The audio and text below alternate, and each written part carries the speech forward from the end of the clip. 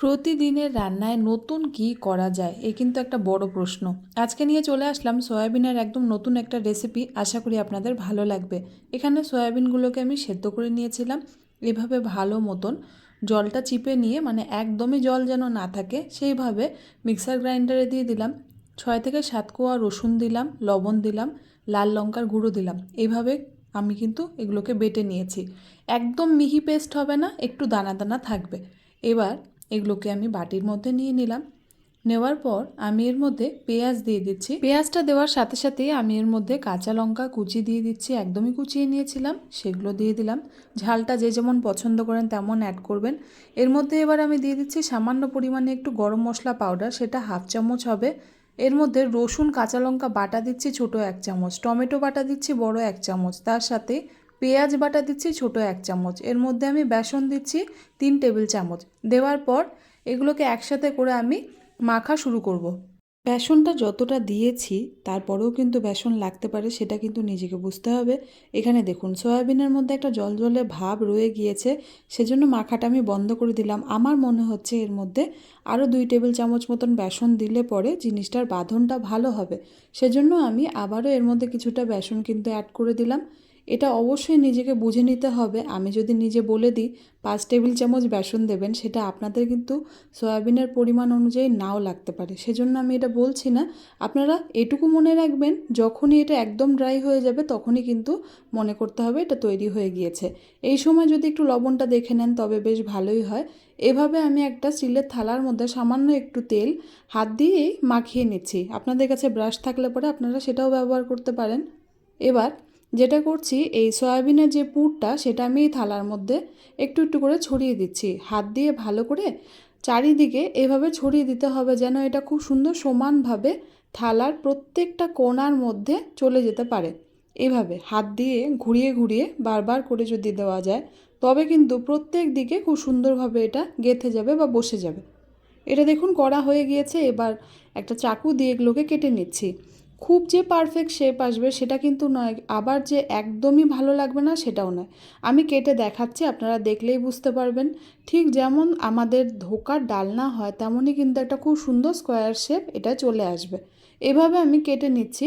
আপনারাও কিন্তু জিনিসটাকে এভাবেও কাটতে পারেন। আবার যদি আপনাদের মনে হয় কোনো একটা কাঁচ ছাড়া, মানে কাঁধি উঁচু থালা ছাড়া প্লেন কোনো প্লেটের মধ্যে নিলে সুবিধা হয়, সেটাও করতে পারেন। এভাবে দেখুন খুব সহজেই কিন্তু জিনিসগুলো আমার কাটা হয়ে গেল। একটা ভালো সুন্দর বেশ স্কোয়ার শেপ কিন্তু চলে এসছে। এবার যেটা করতে হবে, ছুরির সাহায্যে একটা একটা করে এভাবে উঠিয়ে নিতে হবে। আমি আপনাদেরকে দেখানোর জন্য দেখাচ্ছি। এখানে দেখুন কত সুন্দর একটা শেপ কিন্তু চলে এসছে।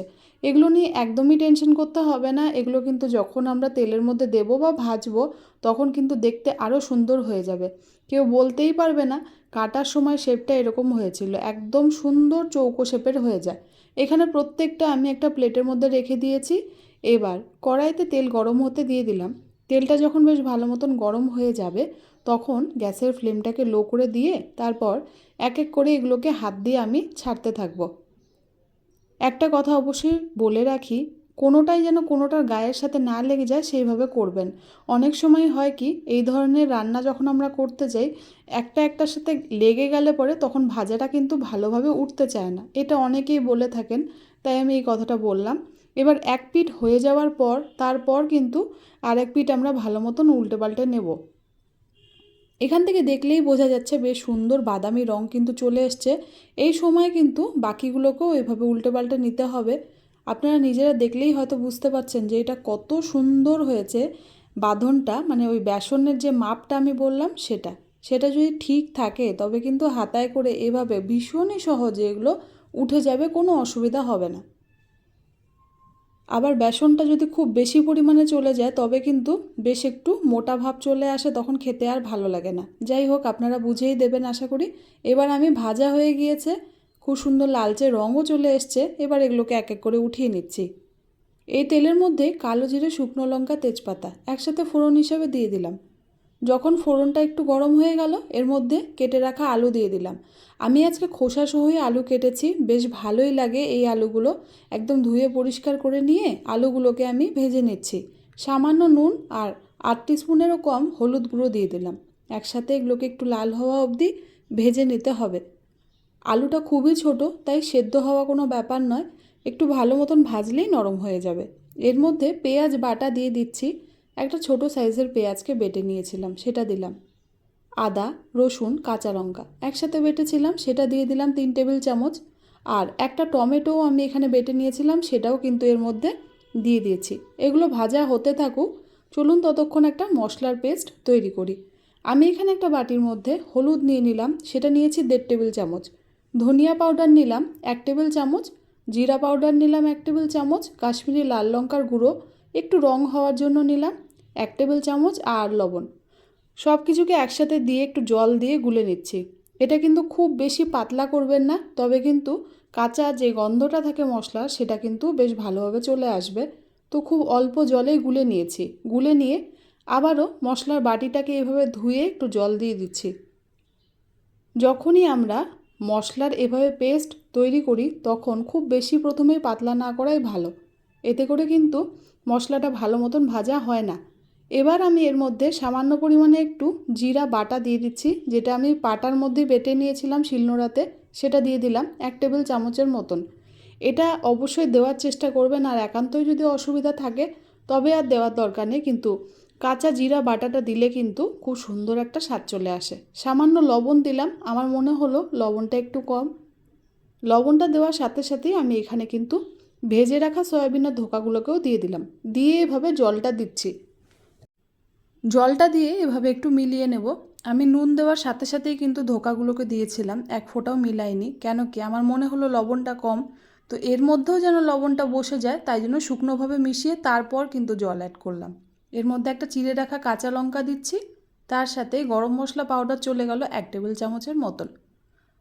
সব কিছু দেখুন খুব সুন্দরভাবে মিলিয়ে নিয়েছি।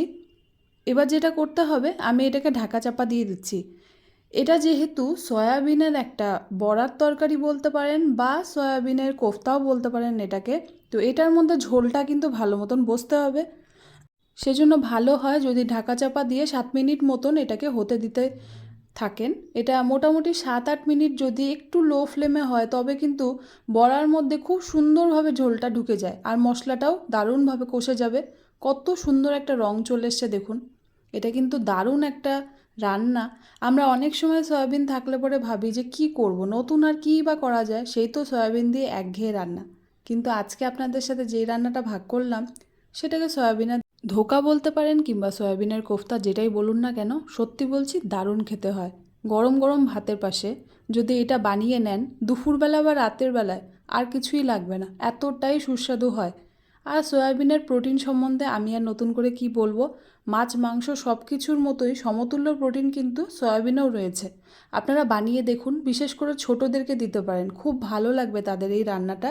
আর বাড়িতেও এটা কিন্তু ভীষণ মুখরোচক লাগে। গরমের মধ্যে এমনিতেই ভালো লাগে না কিছু খেতে, তবে এটা বানিয়ে দেখতে পারেন, খুব ভালো লাগবে। আশা করি ভিডিওটা ভালো লাগলো বন্ধুরা।